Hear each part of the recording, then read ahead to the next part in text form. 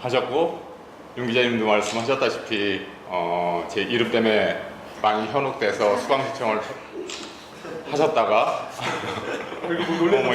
네, 깜짝 놀라서 수강 철회를 하는 그 경험을 10년간 겪어보고 뭐 이런 거에 대해서 뭐 별로 개의치 않아요. 네, 여러분이 놀라는 거에 대해서 뭐 제가 놀라는 것도 아니고, 그래서 그 부분은 일단 그냥 무시하고 넘어가도록 하고요. 일단 여러분이 이렇게 들어봤을 때 개헌과 관련하여서, 그리고 사실 헌법이란 게 말씀하셨다시피 가장 기본적인 법인데, 따라서 기본적인 법인, 그 모든 국민에게 당연히 자신의 삶의 기반이 될 수 있는 그 어떤 최종적인 정당성의 근거로서의 헌법이 존재해야 되기 때문에, 자기하고 다 직접적은 아니지만 멀리 연관은 되어 있는 게 헌법입니다. 그래서 그런 관심사들 때문에 이렇게 오신 것 같은데, 직접적인 문제 해결은 제가 못 해드려요. 왜냐하면 헌법이라는 건 말씀드렸다시피 굉장히 멀리 있는 법이에요.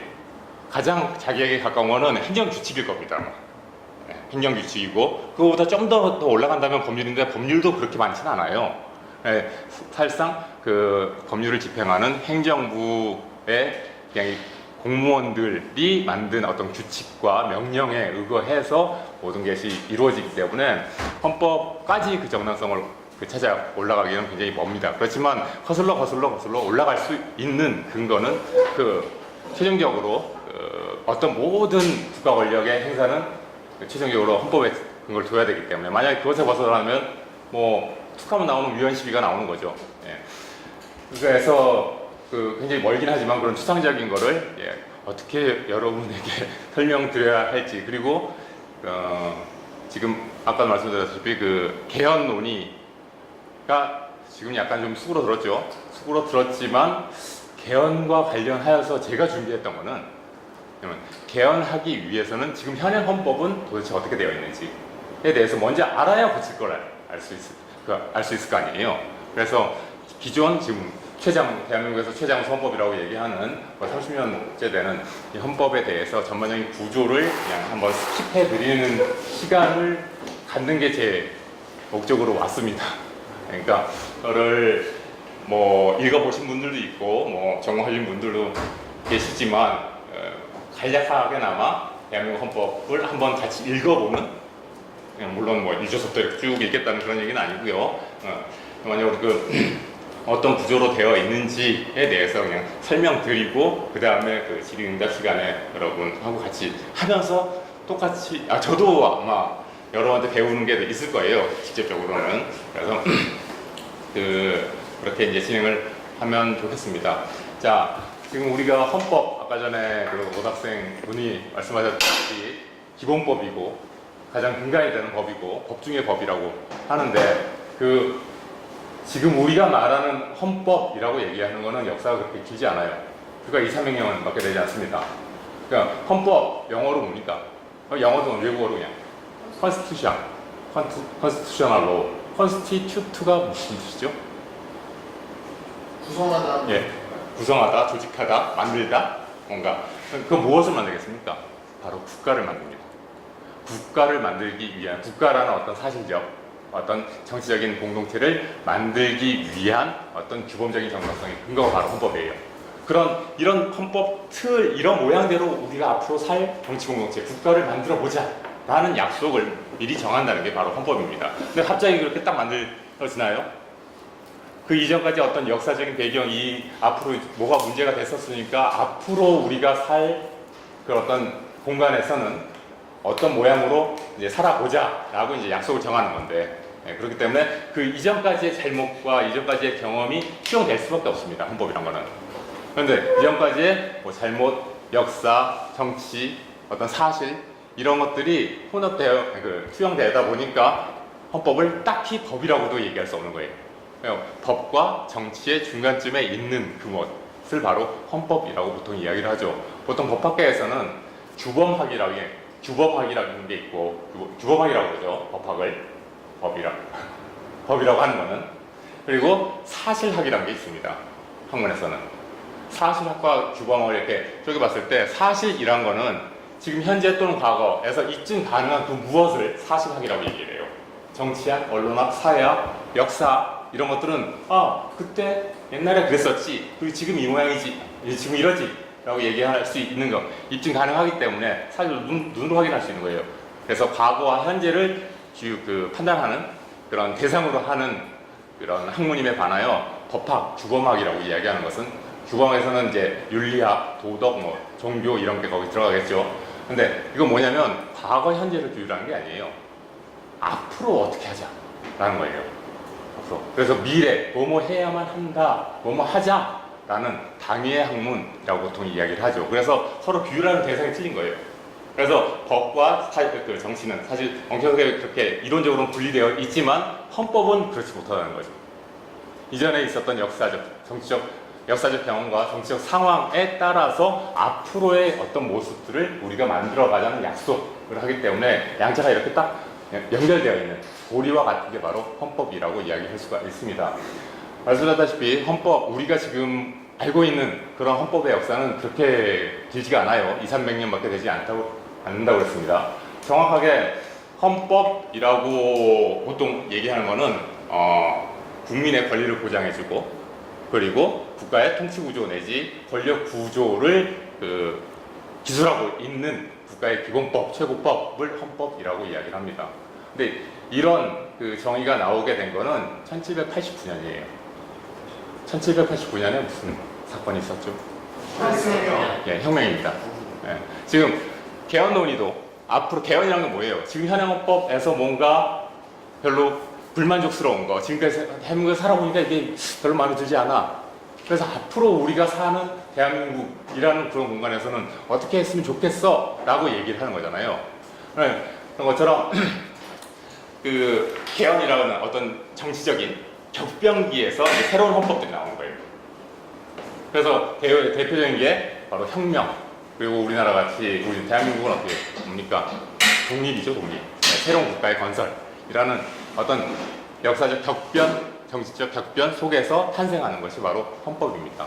네, 근데 프랑스 대혁명, 혁명의 대명사죠, 정말.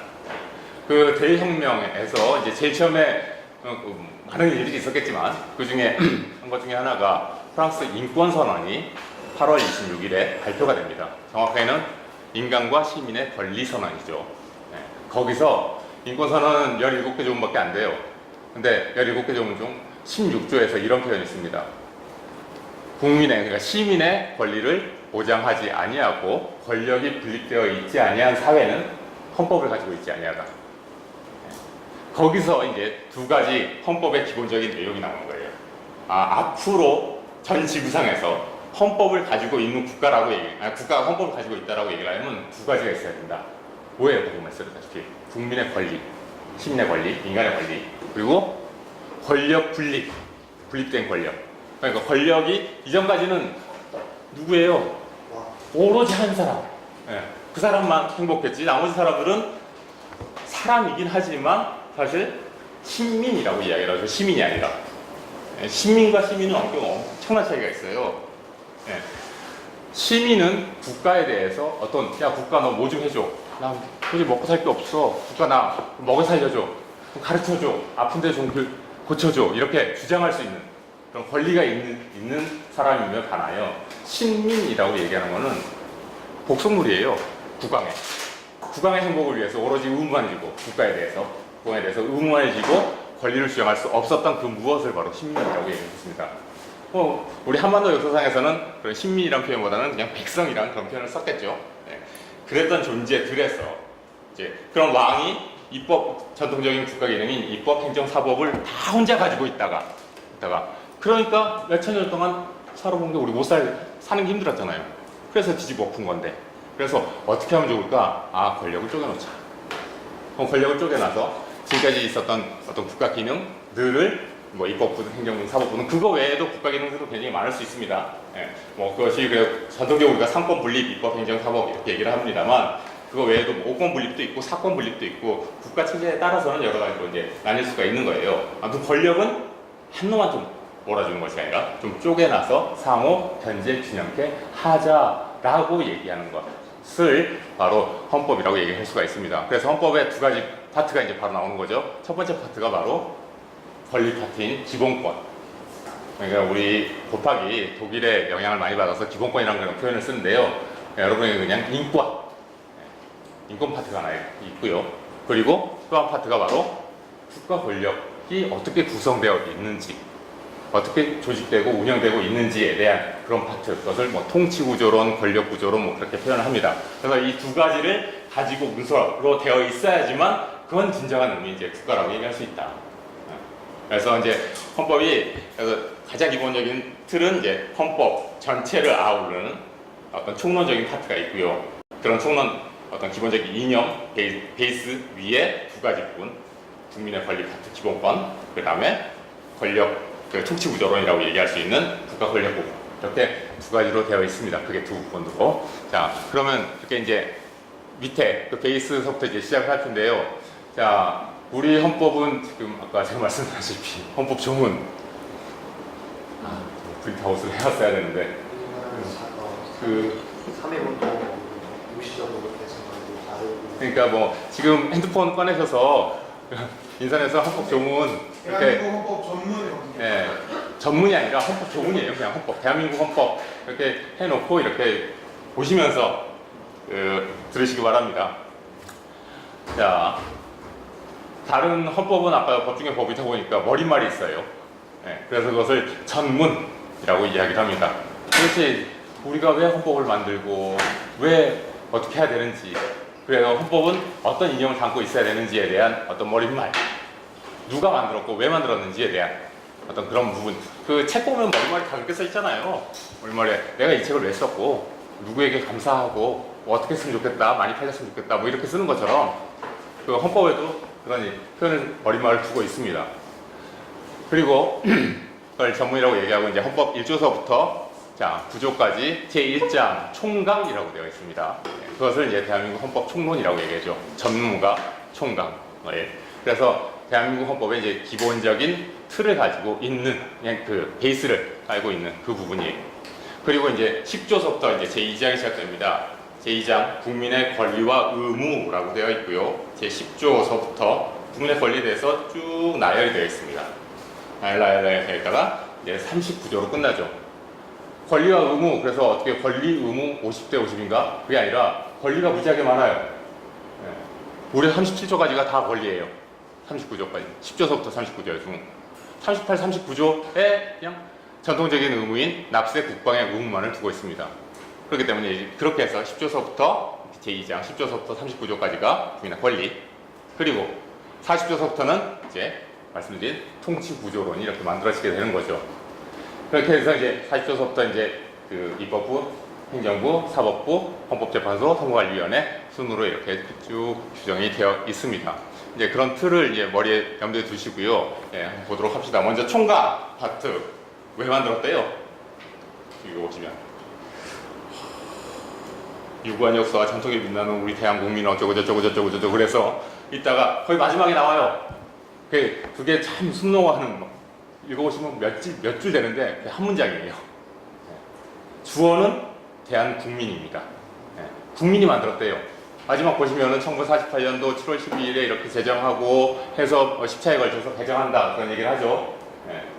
그러니까 누가 제정의 주체와 그 다음에 대정 주체는 모두 최종적으로 국민이다라는 걸 이제 얘기를 하고요. 그 바로 앞에 나오죠. 왜 만들었는지에 대해서 좋은 말 다 있다가 우리와 우리 후손들의 세계를 완전히 하고자, 확고히 하고자 안정과 자유와 행복을 확고히 하고자 이 헌법을 만들었대요. 우리와. 자, 이거 점증법이에요. 안전이란 거는 굉장히 소극적인 의미죠. 그러잖아요. 외부로부터 어떤 나를 못 살게 구는 그 무엇으로부터의 안전. 그러면 집에만 가만히 있으면 안전하겠네. 동물 속에 가만히 있으면 안전하겠네. 이제 그러면 인간이라고 얘기할 수 없겠죠. 뭔가 좀 돌아다니면서 내가 하고 싶은 거 해야 될 거 아닙니까? 그게 바로 자유예요. 하고 싶은 거 한다고 그래서 바로 행복하는 건 아니죠. 좀 더 큰 무엇을 추구하기 위해서 굉장히 조그맣게는 안전서부터 더 크게는 최종적으로 우리의 행복을 위해서 나뿐만 아니라 우리의 자신들, 우리의 청년들, 앞으로 나올 우리의 후손들의 안전, 자유, 행복을 확고히 하고자 우리는 헌법을 만들었습니다. 대한민국 헌법을 만들었어요. 그러면 이제 헌법, 그래서 이제 최고 대한민국 헌법을 만든 이유가 그렇게 되어 있고, 그러면 어떤 이념에 기반해서 헌법을 만들어야 돼요. 그래서 우리나라 이제 대한민국 헌법은 5가지 이념을 기반으로 헌법을 만들고 있습니다. 첫 번째 볼까요? 국민주권주의예요. 네. 5개야. 네, 지금 6개죠. 6개까지. 네. 국민주권주의가 있고요. 그 1조에 나와 있죠. 네. 여러분 아마 뭐 예전 광우병 집회든 아니면 이번 촛불 집회든 뭐 들어와서 이렇게 노래에서 들어보셨을 거예요. 대한민국은 민주공화국이다. 대한민국의 주권은 누구에게 있고 국민에게 있고 모든 권력은 국민으로부터 나온다. 그런 노래도 있을 만큼 헌법 제1조 1항과 2항에 바로 딱 국민주권주의를 먼저 박아놓고 있습니다. 주권, 국가라고 얘기하기 위해서는, 대한민국도 국가죠. 국가라고 얘기하기 위해서는 3가지가 있어야 돼요. 그 예전 고등학생분 뭐죠? 국민, 그리고 정부, 그리고 잘 국가라고 얘기하기 위해서는 일정한 지역을 기반으로 해서 최고 권력인 주권에 의해서 결합된 인간의 집단을 바로 국가라고 이야기를 하죠. 근데 이게 굉장히 오래 지금까지 통용되고 있으니까 뭐 최근의 이론 이게 아니에요. 19세기 때 만들어진 이론입니다. 19세기의 독일의 국법학자인 그 게오르그 옐리네크라는 사람이 국가라고 하기 위해서는 3가지 요소가 있어야 돼. 뭐? 영토, 주권, 국민. 이 3가지가 있어야지만 이제 국가라고 얘기할 수 있어. 라고 얘기를 했기 때문에 그것에 영향을 받아서 우리 맨 앞자리에 1조, 2조, 3조에 어떻게 됐습니까? 바로 주권 2조에 국민 3조에 영토를 규정하고 있는 거예요. 네. 그래서 이게 그런 외국의 그 이론들이 지금 우리가 배우고 있는 그 현행 헌법, 우리를 지금 주류하고 있는 그런 법에도 그렇게 수용되어 있다라는 거 이제 말씀드리고요. 그런 주권, 국민 주권, 최고의 권력인 주권을 가지고 있는데, 그럼 국민은 어떻게 만드냐? 바로 2조 법률로 정한다라고 되어 있습니다. 네. 자, 국민 우리들이에요. 네. 우리들은 그러면 어떻게 해야 행복할까요? 지금 그 주권이 실현되기 위해서는 아까 선생님이 말씀하셨다시피 직접적으로 행사할 수도 있지만 우리 공부해야 되고 돈 벌어야 되고 또 뭡니까? 놀아야 되고 할 일 많은데 뭘 중요한 난 모르겠어. 누가 내 대신 좀 해줬으면 좋겠어. 그 산업혁명이 분업으로 인해서 획기적으로 생산물이 증대가 되는 듯이 정치 권력에서도 이거 나눠보자. 분업화 하자라는 게 바로 대의제예요. 그래서 그 대신 어떤 의사결정을 하고 다만 그 의사결정할 롱을 내가 컨트롤할 수 있는 거는 주기적인 선거에 의해서 내가 뽑아줄게. 내가 믿을 만한 놈 내가 뽑으면 걔가 가서 국가 의사결정하도록 국가 기관 구성권을 우리가 국민들이 가지고 있고 그 다음에 국가 의사결정권을 그런 대표 기관으로부터 나까지 행사하도록 하는 대의제의 원리가 이제 수용되어 있는 게 거의 대부분의 현대 민주 국가들입니다. 어쨌거나 직접적으로 행사할 수도 있고 대의제를 통해서 행사할 수도 있지만 최종적으로는 그 정당성에는 근거는 바로 우리에게 있다, 국민에게 있다. 자, 그것을 이제 우리가 주권자이기 때문에 그것을 바로 우리는 민주주의라고 이야기를 합니다. 그렇지만 민주주의는 모든 나라가 다 지향하고 있는 체제예요. 다만 어떤 특정한 정치 이념적인 편향성을 가진 민주주의를 우리는 가지고 있죠. 어딥니까? 바로 북한과의 어떤 대립 현상에서 대한민국이라는 게 만들어졌잖아요. 48년도에. 그러다 보니까 사회주의 체제, 사회민주주의 체제를 부정하고 그에 대항하는 자유민주주의 체제가 우리 헌법의 기본적인 구조가 되어버린 겁니다. 그래서 그냥 잠깐 쓸게요. 말씀하셨듯이 국민주권이 첫 번째 제1호토고요. 자, 우리가 이제 만들어지면 결국 우리가 그 헌법을 만든 이유가 말씀드렸다시피 뭐를 위해서 안전, 자유, 행복을 위해서잖아요. 우리 자유, 주권에 의해서 민주주의가 바로 두 번째 정치 이제 헌법의 인용이 되는 겁니다. 자, 자유라고 얘기했더니 전통적으로 자유롭게 사는 사람들은 원래 힘있던 사람들만 자유롭게 살아.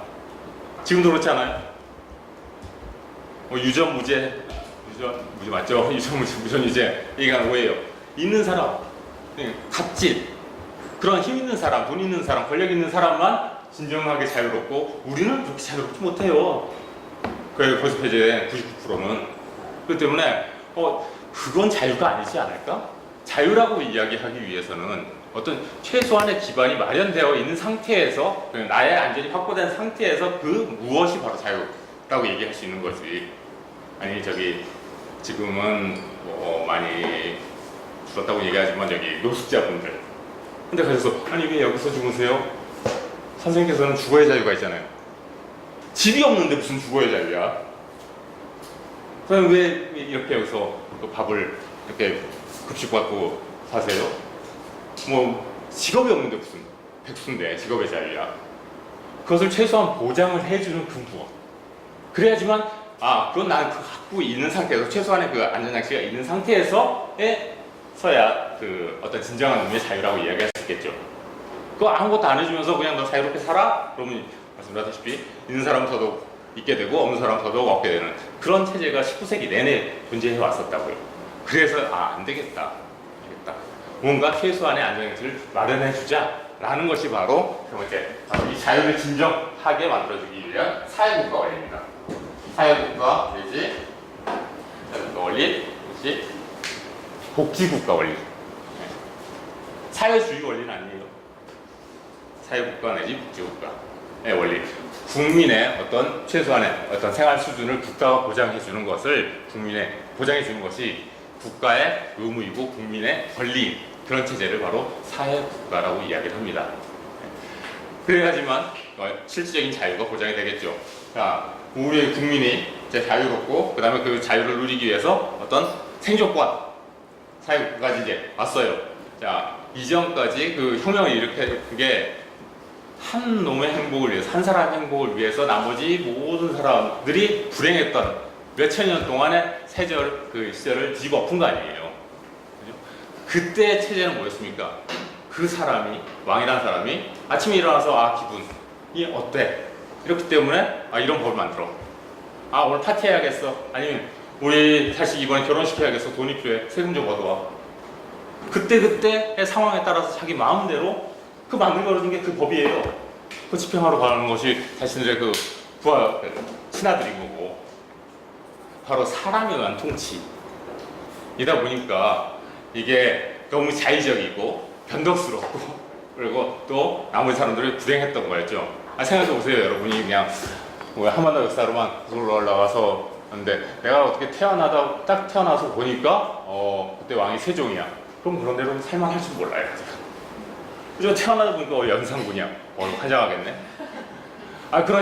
그럼 우연에 맡겨놓기에는 우리의 인생은 너무 길잖아요.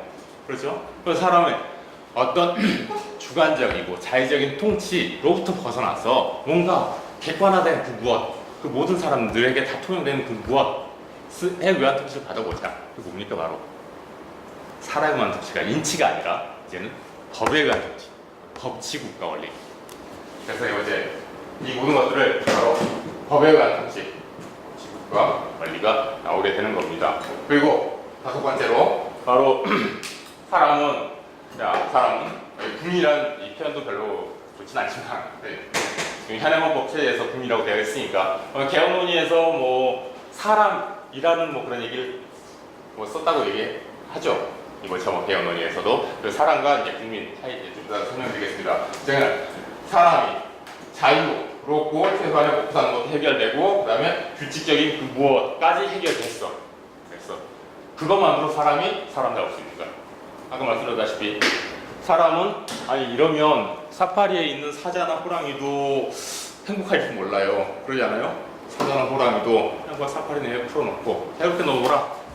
최소한의 먹고 사는 거 오케이. 시간 정해서 어떻게 먹고 사는 거 줄게 먹을 거. 마음속에 금붕어나 사파리에 있는 사자나 다를 게 없죠. 인간이 그들과 틀린 것은 바로 정신적인 그 무엇, 이성적인 그 무엇을 향유하기 때문입니다. 그러면서 뭐라고 해야죠? 모든 당대 생활 양식의 총체를 우리는 문화라고 얘기합니다. 네, 그래서 국가가 문화국가의 원리, 그래서 국가가 어떤 정치적인 산물에 대해서 최소한의 어떤 그 기반을 조성해주고 지원해주는 그런 국가를 바로 문화국가라고 이야기를 하죠. 자, 이렇게 보면은 이제 이것은 대한민국 내에서만으로 충분히 해결이 될 거예요. 근데 대한민국은 우리 대한민국으로만 살 수 있는 게 아니죠. 대한민국 경제가 이제 통용되기 위해서는 한 60%, 70%가 되지 않아요? 외국과의 어떤 통상, 외교, 무역을 통해서 우리 국가 창출되고 있는 그런 국가 아닙니까? 우리나라는. 네. 더 이상 세계와 국제화 시대에 대한민국으로만 살 수 없다니까요. 북한이 못 사는 게 물론 그 동떨어져 있기 때문에 경제 구조지 때문에 무역조차 못하잖아요. 그래서 못 사는 거예요. 그것처럼 이래서는 안 되겠다. 뭔가 국제사회의 일원으로서 대한민국이 추구하는 그 무엇이 있어야겠다. 바로 그것이 바로 국제평화주의, 국제평화주의 또는 평화국가의 원리라고 얘기할 수가 있습니다. 그래서 이것이 이 5가지, 이것은 국내적으로 플러스 이제 요소까지 해가지고 6가지가 바로 우리 헌법의 기본적인 이념이라고 이야기할 수가 있습니다. 자, 이것을 더 이제 확인해 볼게요. 헌법 조문 보겠습니다. 국민주권, 말씀드렸다시피 1조에 있어요. 1조 2항에 주권이라는 표현이 나오고 그 주권은 누구에게? 국민에게 있다라고 얘기를 합니다. 그 주권, 어떤 최고의 권력인데 그것이 현실적으로 집행되기 위해선 현실적으로 집행되기 위한 그 실질적인 권력을 우리는 통치권이라고 얘기를 하는데 그것이 바로 그 다음 문장인 모든 권력이라고 되어 있습니다. 그 권력들이 전통적으로 배웠던 바로 입법, 행정, 사법 그리고 현행 헌법 체제에서 이제 새로 나온 헌법 재판권이라는 그런 국가 권력들이 만들어진 거예요. 그렇지만 그거 역시 모두 최종적으로는 국민으로부터 나온다. 국민의 지지, 신뢰가 있어야지만 창출되고 그 다음에 유지되는 것이죠. 그리고 이제 그 국민이 되는 자격을 바로 2조에서 규정해 놓고 3조에서 뭡니까? 대한민국의 영토는 한반도와 그 부속 도서로 한다라고 얘기를 해가지고 국가 3요소설에 따른 대한민국도 국가야 라는 것을 이제 처음에 놓고 있습니다. 자유민주주의는 헌법 조문 전문에도 있고요. 그 다음에 바로 4조에 나오죠. 4조에 우리는 이제 지구상의 거의 유일한 분단 국가죠. 분단 체제로서 이제 통일을 지향하고 있습니다. 그래서 통일을 지향하는 방법은 여러 가지가 있을 거예요. 적화 통일도 있을 테고, 무력 통일도 있을 테고, 그 다음에 뭡니까 흡수 통일도 있을 테고. 그렇지만 그거보다는 좀 혼란이 좀 덜하고 무엇을 하려보자. 바로 뭐죠? 평화 통일이라는 거죠. 뭐에 기반한? 자유민주적 기본 질서에 기반한 통일 정책을 수립하고 추진하자. 그런 자유민주주의를 이제 4조에서 찾아볼 수가 있고요. 그 다음에 헌법 전문에도 자유민주적 기본 질서라는 그런 표현이 있습니다. 그리고 8조를 보시면 8조 사항에 민주적 기본 질서라는 그런 표현이 있어요. 통합진보당 해산 사건에서 나왔죠. 정당의 목적과 활동이 민주적 기본 질서에 위배될 때 그 민주적 기본 질서를 바로 우리는 여기서 얘기한 자유민주적 기본 질서로 좁게 해석하고 있는 것입니다. 그리고 사회국가 원리는 이렇게 그 전문에 작성되어 있고요. 그 다음에 우리는 사회국가 원리를 그 기본권론에서 도출해내고 있습니다. 자, 이제 좀 이따 설명드리겠지만 지금 돌려보지 마세요. 사회적 기본권. 우리는 더 쉽게 얘기하는 건 많이 들어보면 생존권.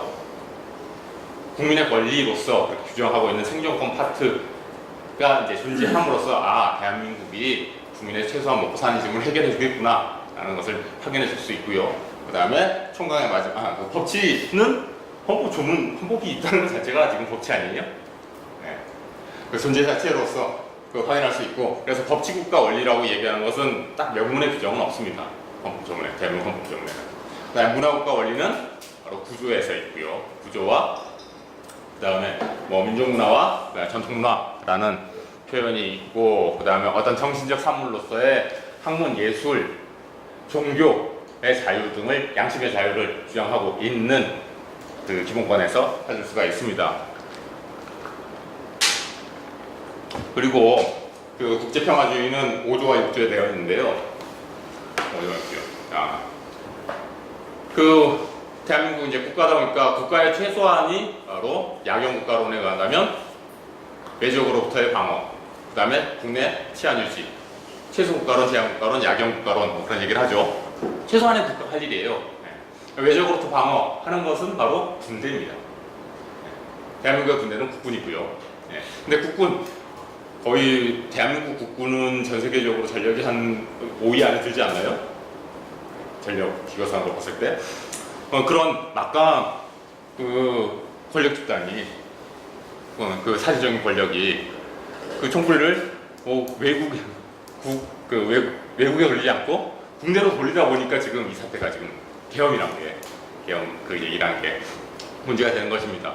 근데 그 외국에 돌리고 그냥 계속 그 주시만 하고 있어야지 그것을 나아가 정말 실행해버리면 안 되겠죠. 외국에 대해서도 그걸 바로 뭡니까? 침략자 전쟁을 부인한다. 대한민국. 그 다음에 외국과 약속을 하면 우리는 지켜주겠다가 바로 6조에 되어 있습니다. 5조에 국군은 정치적 중립성, 그 다음에 국가 소외, 신성한 의무, 그 다음에 침략적 전쟁 부인, 그 다음에 6조에 그 조약과 헌법에 의해서 기준 체결된 조약과 그 다음에 일반적으로 승인된 국제법규는 어떻게 국내법과 동일한 효력을 가진다라고 규정함으로써 국제법 존중주의, 국제평화주의를 우리는 규정하고 있다라고 얘기를 하는 거죠. 그래서 이게 헌법, 남이 이 모든 것들이 이제 좀 더 세분화된 것이 바로 이제 이거 이런 것들이 세분화된 것이 바로 국민의 첫 번째 파트인 기본권 파트, 인권 파트고요. 휴먼라이트. 그 다음에 주권을 이제 쪼개놓은 여러 가지 이제 권력으로 분류되어 있는 것이 바로 통치구조론 내지는 권력구조론이라고 얘기할 수가 있습니다. 네, 기본권 파트를 보면요, 기본권의 주체 아까 국민 말씀드렸. 그 국민이란 말에 제가 약간 좀 불만이 있다는 그런 얘기를 했었습니다. 국민이란 말 자체가 약간 국가주의적인 그런 뉘앙스, 너무 복잡하게만 보면 좀 그렇게 볼 수도 있어요. 네. 하지만 그렇게 보시지 말고요. 좀 아이러니합니다만 대한민국 헌법, 대한민국이란 국호, 그 헌법을 제정하는 데 있어서 기대한 영향을 미쳤던 분이 계셨어요. 1948년 당시에. 유진호 선생님이고요. 당시 지금 부여대학교 당시 보성전문학교의 그 법학과 교수셨던 분입니다. 그분이 헌법 그 기초위원 재헌의회에서 의회가 이제 헌법을 만들겠지만 그 국회의원들 정치인들이 뭐 얼마나 알겠어요.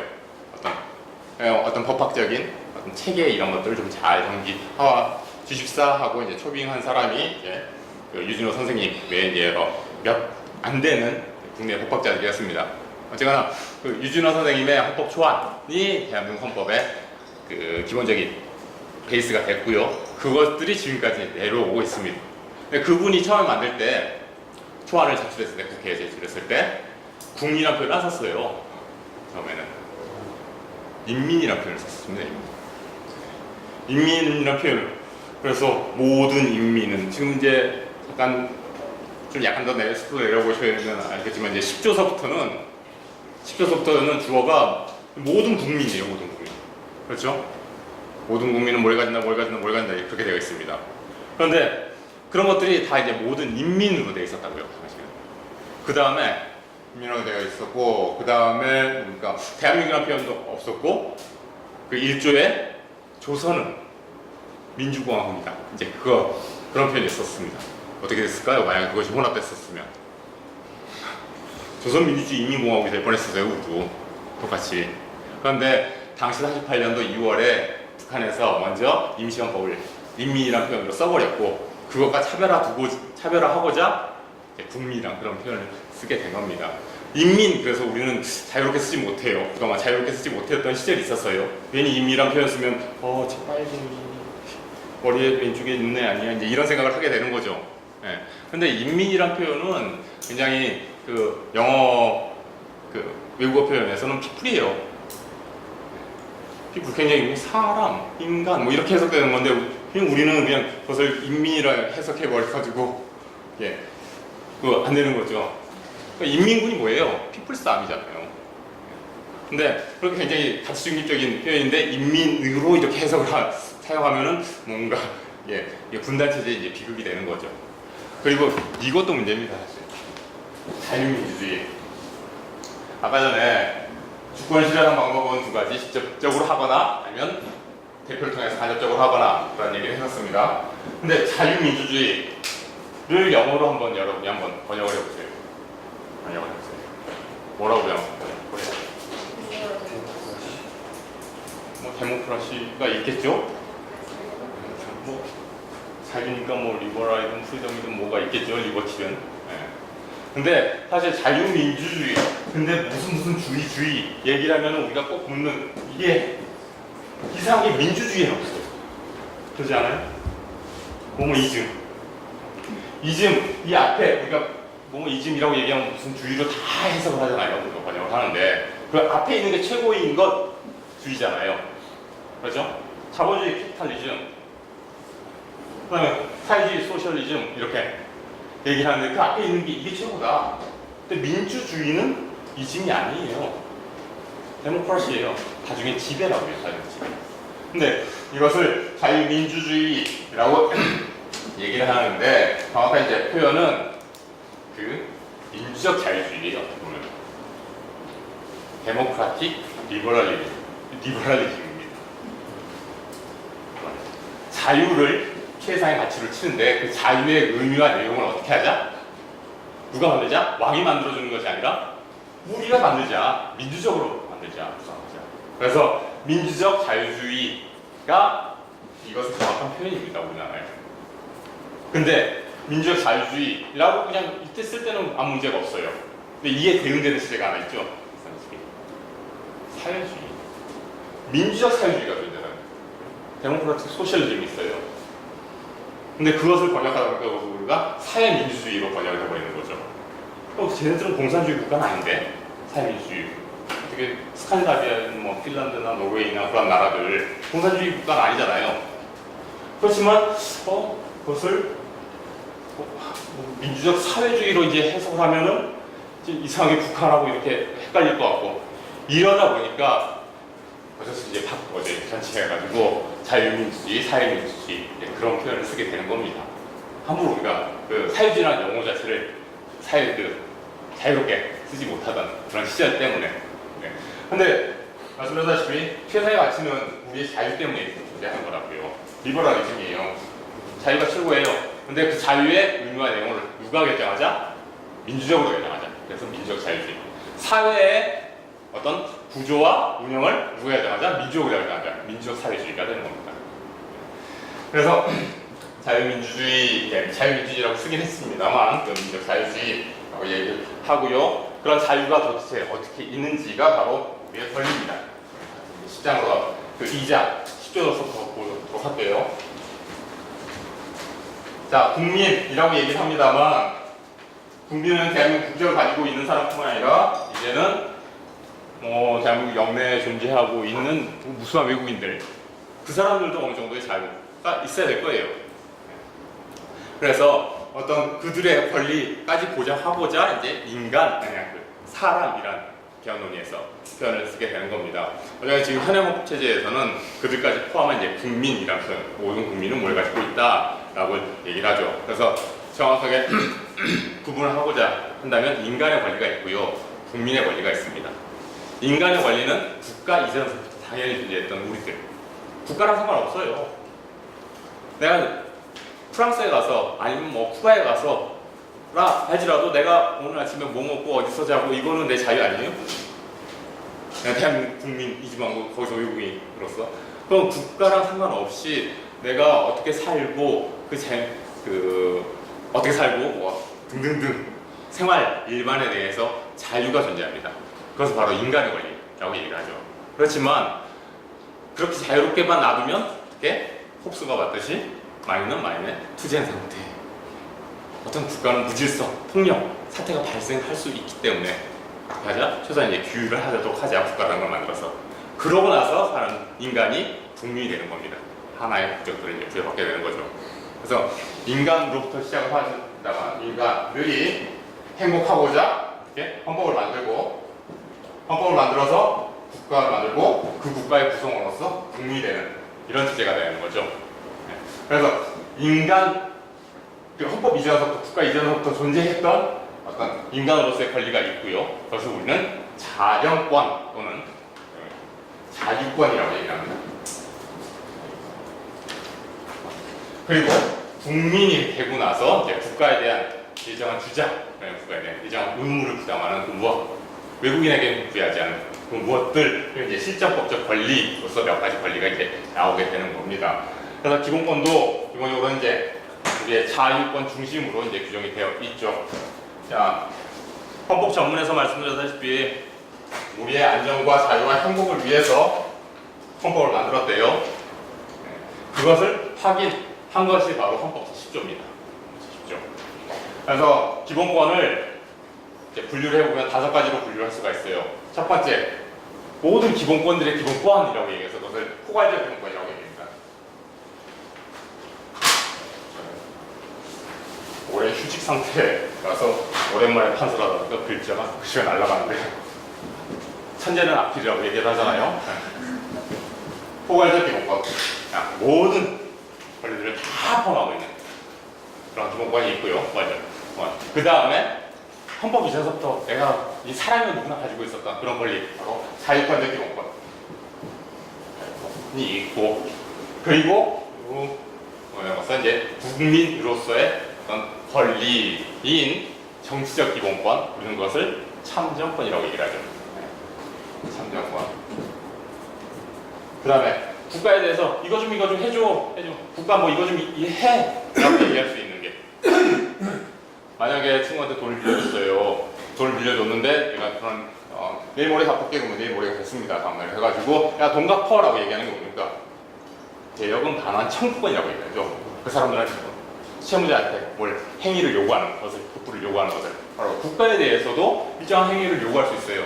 바로 청구권이라는 청구권적 기본권이 있고, 아까 사회국가 원리에서 봤듯이 사회적 기본권 내지는 생존권이 있습니다. 그렇게 생존권 5가지로 쪼개줄 수가 있는데요. 그러니까 자, 이 순서대로 이제 우리 헌법 이장이 되어 있습니다. 한번 같이 볼게요. 포괄적 기본권은 10조와 12조입니다. 11조. 동호 방법이죠. 사실 전문의 안전과 자유와 행복. 사실 우리는 아까 국민이라고 얘기했지만 국민이 이전에 내가 이렇게 사는 데 있어서 그래서 나의 아이들 나 좀 존중해줘 라는 그런 요구가 있어야 될 거 아닙니까? 바로 인간으로서의 존엄과 가치, 인간으로서의 존엄과 가치, 그리고 뭘? 행복을 추구할 권리를 바로 10조에 규정해 놓고 있습니다. 그리고 이것을 실현하는 방법에 있어서 국가가 모든 것을 법에 의해서 통치하는데 똑같이 대우해줘야겠죠. 그것이 바로 모든 국민은 법과 평등하다라는 평등 원칙. 그래서 포괄적 기본권은 나머지 기본권, 사실 나머지 기본권 필요 없어요. 지금은 안 써도 돼요. 10조만 있으면 다 되는 거 아니에요? 10조에 다 포함되어 있는 거 아닙니까? 내가 직업을 갖는 것도 종국적으로, 내가 재산을 갖는 것도 종국적으로는 나의 존엄과 가치를 지키기 위해서, 나의 행복을 추구하기 위해서 그렇게 존재하는 거 아니에요? 나머지 기본도 사실 안 써도 되는데 거기서부터 다 해석으로 도출해 낼 수 있지만, 전통적으로 이런 권리들이 있었어 라고 얘기하기 때문에 이런 것들을 좀 교회적으로 써놓고 있습니다. 제가 거기에 포섭되지 않은 만들어진 여러 가지 권리들은 최종적으로는 결국 나의 존엄과 가치 및 행복을 위해서 존재하는 거고, 그것을 실현하는 데 있어서는 어떻게? 국가는 평등하게 대우해 줄 것을 요구하는 것이 바로 포괄적 기본권이라고 얘기를 하는 거죠. 그래서 그 행복, 존엄 가치 및 행복 추구를 위해서 첫 번째 자유, 좀 소극적입니다. 제10조 최소한 내가 자유롭게 내 목숨 보존하면서 어떻게 활동할 수 있어야 될 거 아니에요. 그래서 12조의 신체의 자유, 12조 13조에 13조에 모든 국민은 신체의 자유를 가진다. 그리고 13조에서는 뭐 재형 법정주의니 무슨 얘기를 하면서 어떤 사법 절차적인 신체 자유와 관련되어 있는 그런 권리를 규정해 놓고 있어요. 그리고 신체 자유를 이제 생명도 보장되고 신체도 이제 신체 안전도 보장이 됐어요. 그러고 나면 그냥 마음대로 좀 돌아다녀야겠죠. 바로 14조의 거주 이전의 자유입니다. 모든 국민은 거주 이전의 자유를 가진다. 자, 내가 거주하고 이전하는 이유가 뭐겠습니까? 어디 뭐 공부하러 가고, 뭐 배우러 가고, 일하러 가고 그런 거 아니에요? 네, 그 다음에 우리가 거의 40년 가까이는 일을 하잖아요. 바로 15조의 직업의 자유를 주장해 놓고 있죠. 15조의 직업의 자유. 그 다음에 16, 17, 18조는 우리가 사회적 자유권이라고 얘기를 하는데요. 사회적 기본권이 아니라 이렇게 사회 영역에서 내가 다른 사람, 사회라는 게 뭡니까? 인간들의 자유적인 우리처럼 하나의 사회잖아요. 자유적인 집단 내에서 외부로부터 국가가 간섭하는 것이 아니라 엄마가, 아빠가, 친구가, 선생님이 간섭하는 것을 방지하고자 하는 어떤 사회 영역에서 발생할 수 있는 간섭을 배제하는 것이 바로 사회적 자유권이라고 얘기할 수 있는데, 그것의 기본이 바로 17조에 뭡니까? 프라이버시. 나의 내밀한 영역을 터치하지 말아라. 네. 그래서 그 17조의 사회적 그 사생활의 비밀과 자유, 그것이 공간적, 장소적으로 규정이 된다면 16조의 주거의 자유가 되는 거고요. 그 다음에 그 다른 사람과의 어떤 대화나 카톡이나 뭡니까? 통화나 이런 것을 해결하면 18조의 통신의 자유가 되는 겁니다. 아까 말씀드렸다시피 인간은 문화적인, 정신적인 존재라고 얘기를 했었습니다. 그러니까 정신적인 존재, 이성의 산물로서 제일 먼저 가지고 있어야 되는 것이 바로 그 19조의 양심이고요.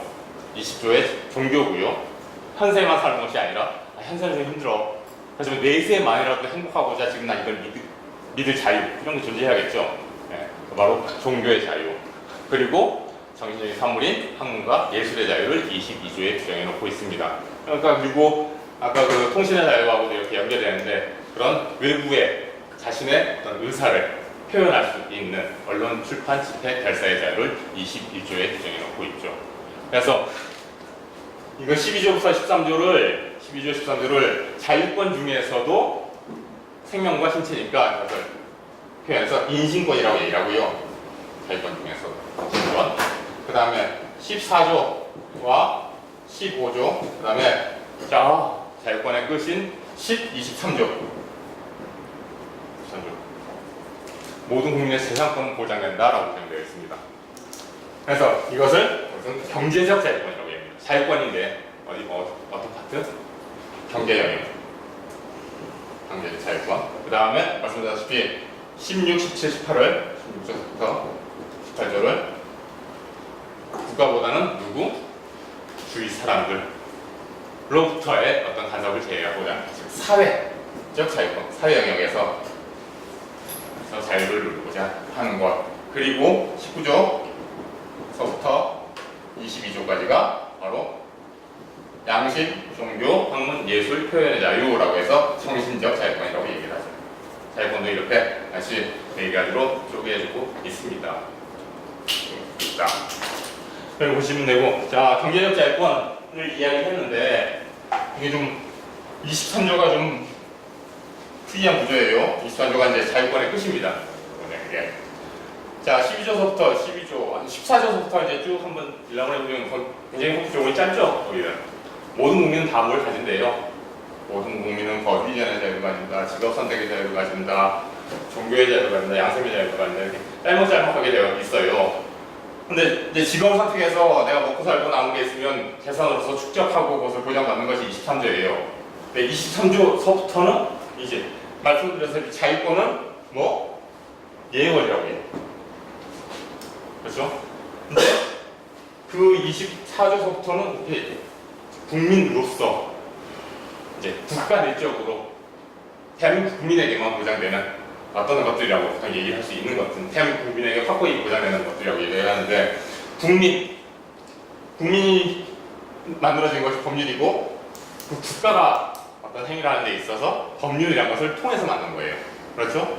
그래서 24조서부터 보시면은 그 이전의 자유권과 다르게 모든 조문에 법률이라는 용어가 있어요. 그러지 않아요? 24조. 모든 국민은 법률이 정하는 바에 따라 선거권을 가지고, 모든 국민은 법률이 정하는 바에 따라 공권을 가지고, 법률이 정하는 바에 따라 법률에 의하여 그 다음부터 24조부터는 법률. 예. 그래서 이 체제를 이제 중요한 게그 자유권과 나머지 체제를 이제 구별하는 기준이 바로 법률과 상관없이 국가와 상관없이도 존재하는 그런 자유가 바로 자유권임에 관하여 이런 것들을 실질적으로 누리기 위해서는 뭐가 있어야 된다? 법률이 있어야 된다. 법률이 확고히 뒷받침되어야 한다. 라기 때문에 법률에게 구체적인 내용을 정하도록 헌법이 명령을 하고 있는 것들입니다. 그런 것들이. 그러다시피 근데 말씀드렸다시피 23조가 딱 경계선에 있다고 했어요.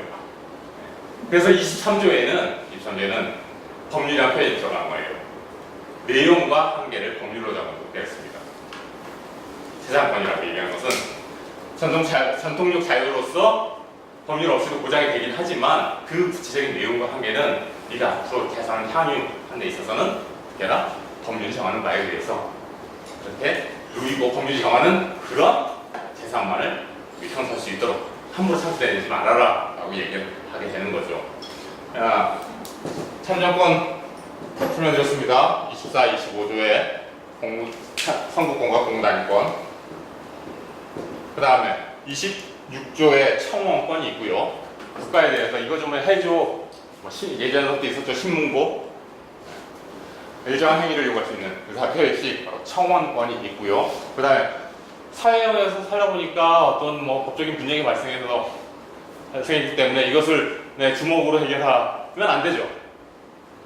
어떤 합리적인 기준에 의해서 전환에 공평하게 해결하고자 하는 것이 바로 재판이라는 작용을 누가 국가에게 청구하는 재판 청구권이 27조, 28조의 형사보상 청구권, 국가가 너 죄 저질렀지? 라고 체포해가지고 구금을 해놨어요. 나중에 밝혀진 거 보니까 질문이 따로 있었네? 미안하잖아. 미안하니까 뭡니까? 그때 내가 잘못한 부분 돈 줄게 라고 얘기해. 형사보상 청구권.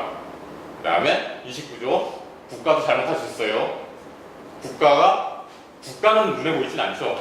국가가 실질적으로 행위하는 것은 자연인, 사람, 공무원들을 통해서 행위하는데 그 사람이 잘못을 해서 국민에게 피해가 발생하면 국가배상 청구권, 30조의 범죄 피해자 구조 청구권이라는 그런 청구권이 26조에서부터 26조까지 규정되어 있습니다.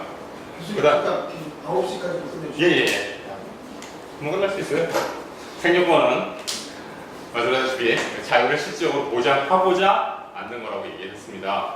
그래서 원래 생존권, 제가 생존권이라고 썼지만 사회적 기본권이라고 얘기했어요. 사회적 자유권이 아니에요. 사회적 기본권.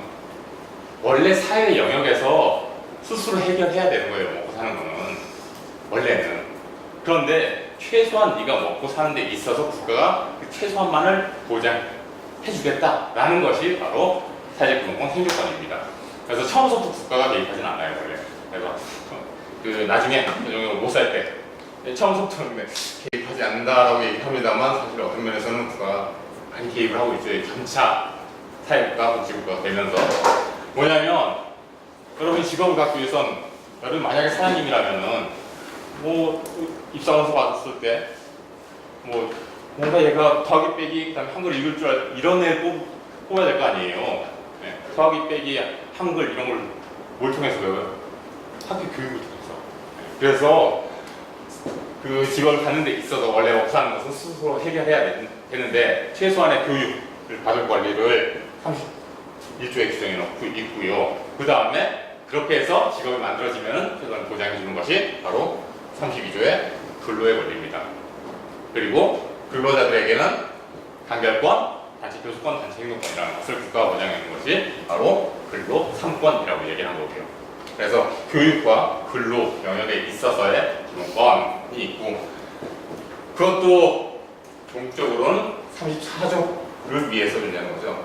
생존권의 이념적인 규정이라고 얘기합니다. 바로 인간다운 생활을 할 권리. 인간다운 생활을 하기 위해서 직업을 가져야겠는데 직업을 갖기 위해서는 교육을 받아야 되고 그런 직업이 안정화되어야 되고 라는 것입니다. 그 다음에 35조의 환경보건과 36조의 혼인, 모성, 보호권에 관한 권리로서 규정되어 있고 37조 1항은 이제 어마무시한 조항입니다. 이렇게 많은 권리가 있음에도 불구하고 나열되어 있지 아니한 이유로 경시되지 아니한다라고 되어 있습니다. 그래서 이제 국민의 권리가 있고요. 그 의무는 굉장히 작대 전통적인 권리, 전통적인 의미, 납세, 국방의 의무만을 규정해 놓고 있습니다. 자, 통치구조를 잠깐 볼 텐데요. 아까 권력 분립되어 있지 않은 사회는 헌법을 갖고 있지 아니하다고 했어요. 그 분립된 권력이 바로 우리가 전통적으로 배운 입법, 행정, 사법입니다. 그런 표현이 바로 40조에 바로 나오죠. 40조에 입법권은 어떤 국가기관에게 있다? 국회에 있다. 66조 사항에 행정권은 대통령을 수반으로 하는 정부에 있다. 101조 1항에 사법권은 누구에게 있다? 법관으로 구성된 법원에 있다라고 그렇게 규정해 놓고 있습니다. 그리고 헌법기관화되어 있는 이제 헌법재판소는 다음에 사항을 반영한다. 111조 1항에 그렇게 규정해 놓고요. 헌법재판권이라는 그런 국가 권력을 현행 헌법체제에는 만들어 놓고 있습니다. 그래서 보면은 우리나라 권력은 처음에 이제 입법이라고 얘기할 수 있는 입법권, 국회가 있고요. 그 다음에 대통령 수반을 한 행정 정부가 있고요. 그 다음에 사법권, 법원이 있고 전통적인 사법권 일부입니다. 3권입니다. 국가기능. 그리고 현행헌법에서 만들어진 헌법재판소가 있고 3.15 부정선거 1960년 4.19 의거가 만들어진 이후로 원래 선거관리는 얘네가 있었어요. 근데 얘네한테 맡겨놨더니 부정선거를 저질렀잖아요. 너희한테 쪼개버릴 거야. 선거관리권. 예? 선거관리위원회라는 헌법기관을 새로 만든 겁니다. 이렇게 우리는 5개로 되어 있는데요. 국회는 우리가 이제 300명 뽑죠? 선거에 의해서 선출하고 있습니다. 국회가 하는 것들은 공동적으로 입법권이라고 얘기했기 때문에 입법, 일반적이고 추상적인 규범을 정립하는 기능을 우리가 선출한 국회의원들이 만들고 있습니다. 그리고 그런 국가를 운영하는 데 있어서 돈이 필요하잖아요. 그래서 재정에 관한 그런 권한으로서의 어떤 예산과 예산 등 예산과 결산을 바로 그다음에 조세, 법률주의 같은 것을 국회의 권한으로 두고 있습니다. 그리고 나머지 우리의 국민대표가 얘네들이 일 잘하고 있는지 봐야 될 거 아니에요. 국정조사 감사권, 국정통제권 등을 국회에게 주고 있죠. 3명이 이제 우리가 구성이 되고 정부를 구성하는 것은 제일 위에 대통령입니다. 대통령은 우리가 5년 임기로 선출하고 있죠. 네, 대통령에 선거로 선출하고 있고 대통령만 조직되면 그 사람 혼자 다 일을 해요? 안 되잖아요. 나를 보좌해줄 첫 번째 보좌가 바로 국무총리입니다. 뭐 두 사람 구성하고 안 되겠죠. 네, 그래서 15인 이상, 30인 이하에 서 있는 국무위원. 이렇게 그 대통령 국무총리 그 다음에 국무위원으로 구성되어 있는 국무회의에서 국가 행정정부에 속하는 주요 정책을 다 국무회의에서 심의하도록 되어 있습니다. 그래서 국무회의 여기서 결정된 거는 이제 필드로 나가서 직접 수행해야 되는 사람이 있을 거 아니에요. 그 사람을 누구라고 얘기한다? 우리는 장관이라고 얘기합니다. 행정각부의 장. 행정각부의 장관. 장관은 국무위원회만 하고요. 그 다음에 정부 내 그 이제 98조, 99조에 이제 규정되어 있는데 99, 100조가 규정되는데 감사원이라는 조직이 정부에 있습니다. 독립되어 있어서 감사원장과 감사위원으로 규정되어 있고요. 법원은 대법원장, 대법관 그리고 일반 법관으로 구성이 되어 있죠. 대법원장 좀 시끄러워요. 그다음에 대법원장을 포함한 14인으로 구성된 대법관. 그 다음에 일반 법관. 그 다음에 환자와 상관은 각각 9명씩의 위원으로 구성되어 있습니다. 헌법재판소 재판관 9명, 그 다음에 선거관리위원회, 그 선거위원 9명, 중앙선거관리위원회. 그래서 9명인데 9명을 어떻게 구성할까요? 국회에서 선출하는 3인. 국회 선출 3인. 선출 3인. 그 다음에 대통령이 지명하는 3명. 대통령이 임명하는, 그 다음에 대법원장이 지명하는, 대법원장이 지명하는 사면 중에서 이렇게 구성이 되면 이 중에서 누가 국회 동의를 얻어서 대통령이 임명하는 그 헌법재판소장이 있습니다. 선거관리위원은 마찬가지예요. 선거관리위원은 역시 국회 선출 3인, 대통령 임명 3인, 그 다음에 대법원장 지명 3인. 여기서 위원장은 선거관리위원회 위원장은 호선한다. 왜냐하면 호선 자기들끼리 알아서 이제 뽑으라는 거예요. 왜냐하면 대통령이 임명하면은 우리나라는 주임제는 아니지만 다음 선거에 영향을 미치겠죠. 아니면 국회에서 동의를 얻도록 하면은 뭔지 국회 입맛에 맞는 날 국회의원 선거, 대통령 선거에 개입할 여지가 있어요. 정치적 중립성이 훼손될 여지가 있기 때문에 저희들이 알아서 뽑아라라고 되어 있습니다. 자, 양자의 차이는 뭐냐면 이게 전통적인 권력이라고 얘기하는데 우리는 이것을 300명은 각 지역구 그 다음에 정당 선호도에 따른 비례 대표로서 이제 구성이 됩니다. 정부는 먼저 우리가 헤드만 구성을 하고 있는 거예요. 정부의 수반인 누구? 대통령만을 뽑으면 대통령이 국무총리를 내 말 제일 잘 들을 것 같은 사람 국무총리로 임명하는데 이 사람은 만약에 대통령이 거리되거나 사고로 인하여 직무를 수행할 수 없을 때 권한대행을 해야 돼요. 그런데 정말 아무나 뽑을 수는 없겠죠. 적어도 최소한 민주적 정당성이 보장되어야 될 거 아닙니까? 그래서 대통령제 국가에서는 부통령이 같이 그 부통령하고 같이 선거를 통해 가지고 국민의 신임을 받아가지고 만약에 대통령 타인이다 보니까 아플 수도 있고 죽을 수도 있는 거잖아요. 아니면 쫓겨날 수도 있고 그런 것처럼 그런 경우에 있어서 최소한의 신임을 보장받기 위해서 부통령을 두고 있는데 우리나라는 부통령을 두고 있지 않고 국무총리를 두고 있습니다. 그래서 직접적인 신임을 우리는 믿지 못하니까 간접적으로 신임을 믿게 하죠.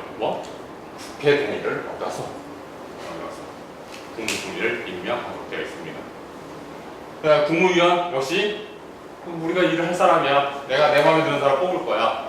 임명하지만 역시도 간접적인 또 민주적 정당성이 부여돼야 되기 때문에 국회 동의를 요하는 것이 아니라요. 그때는 국회 동의를 얻은 국무총리가 이 사람 국무위원으로 임명해 주세요 라고 제청을 하면 오케이 라고 대통령이 임명하는 그런 체제가 되는 겁니다.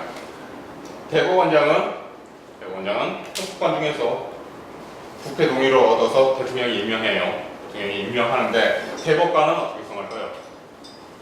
대법원장이 이 사람 그러니까 대법관으로 임명해 주세요라고 제청을 하면은 국회 동의를 얻어서 임명하도록 되어 있습니다. 대법관. 그리고 법관은 나머지 대법원장이 임명하도록 되어 있고요. 이 정부와 법원 보면은 헤드가 구성이 돼요. 먼저 헤드가 구성이 되고 나머지 풀이 만들어지는 것에 반해서 헌재와 선관위는 새로운 권력 체제 우리나라의 특유와 그 다음에 현행헌법에서 만들어진 그런 기구다 보니까 먼저 풀을 먼저 구성합니다. 국회 선출, 대통령 임명, 법관, 대법원장 지명 그렇게 9명 풀이 만들어지면 재판관 중에서 국회 동의로서 대통령이 임명하는 재판소장이 만들어지는 거고요. 그 다음에 선관위는 정치적 중립성 때문에 이렇게 9명 구성이 되면 너희들이 알아서 구성해라, 알아서 뽑아라 라는 그런 체제로 되어 있다라는 거 공부하도록 하겠습니다. 자, 권력을 분립하는 이유 혹시 그런 얘기 들어보신 적 있어요?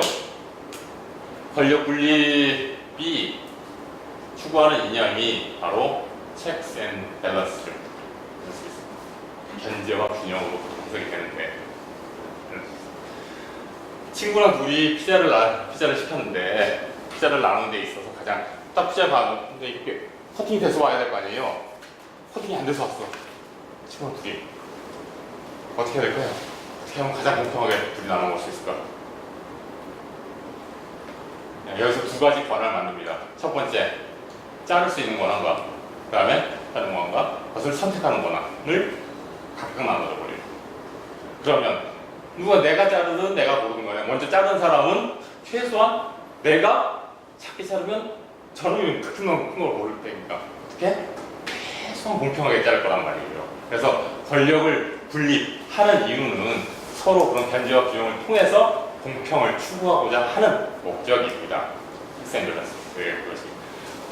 그렇게 해서 만들어진 것이 이제 저놈이 이제 상권 분립이고요. 그리고 그냥 거기서는 우리나라에서는 이제 정확하게 선거하니까 하면서 5권 분립이라고 얘기를 하는데 뭐 이것이 이제 보통 전통적인 권력으로서 얘기가 되고 현재는 이제 현행 헌법에 와서야 이제 실적인 행위를 하게 되는 거죠. 지금 영향을 받게 되는 그런 국가기관이라고 얘기할 수가 있습니다. 이 모든 것들이 선생님께서는 말씀하셨겠지만 바로 베이직 국내 대표들이에요. 우리가 직접 선출하는 그래도 이 사람들이 있는데 우리가 직접 선출하지 못하니까 어쩔 수 없이 직접 선출한 이 사람들의 동의를 얻어서 임명하도록 하는 그런 사법권, 헌법재판권 이런 것들이 존재하고는 있습니다. 이런 베이지의 원리에 의해서 구성이 되고 있다. 그것이 바로 40조 이하서부터 쭉 되어 있는 우리 권력 특제입니다. 그래서 그것을 이제 통치구조론이라고 얘기하고요. 통치구조론은 베이지의 원리, 권력 분립의 원리. 그 다음에 권력을 분립하는 데 있어서 네 가지 또 기본적인 어떤 질서가 있겠죠. 바로 첫 번째, 주기적인 선거를 통해서 국가 권력을 구성한다는 점에서 선거제도가 있습니다. 국가에서 이제 만들어져야 되고, 아까 우리 선거권으로 규정이 되어 있습니다. 그 다음에 대통령과 국회의원은 보통 평등 직접 비밀 선거라는 것을 헌법에 직접 명시해주고 있고요.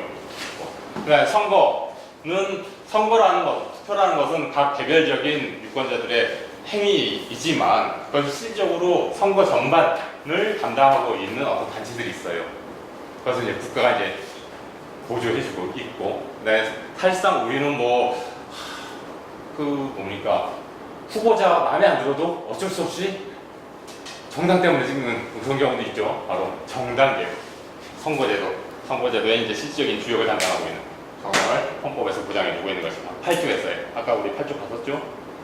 정당, 보수정당제가 있고요. 그 다음에 이 모든 것들 국가 눈에 보이지 않는데 바로 만약에 대통령이 바뀌어요, 국회의원이 임기 끝나서 바뀌어요. 그럼에도 불구하고 국가 의사는 계속 영속적으로 집행이 돼야 될 거예요. 그런 것을 하는 사람들이 있어야겠죠. 영속적인 국가적인 집행, 바로 공무원제도, 헌법 7조에 규정되어 있고, 그리고 현행헌법에서 이제 실질화되어 있는 민주주의의 학교라고 얘기하는 것, 바로 지방자치제도라는 것이 이제 우리 통치구조의 기본적인 질서로서의 네 가지가 존재하고 있습니다. 그래서 이제 통치구조까지 이제 하고, 마지막에 경제 파트가 있고 헌법 개정 파트가 있는데 119조서부터 경제민주화 등등등 막 나오고 128조서부터 되어 있는 헌법 개정 이런 게 있는데 그 부분은 이제 하도록 하겠습니다. 그렇게 해서 우리 헌법이 이런 식으로 구성이 되어 있다라는 거 이렇게 설명드리고 끝마치도록 할게요. 그 다음에 기본적인 아까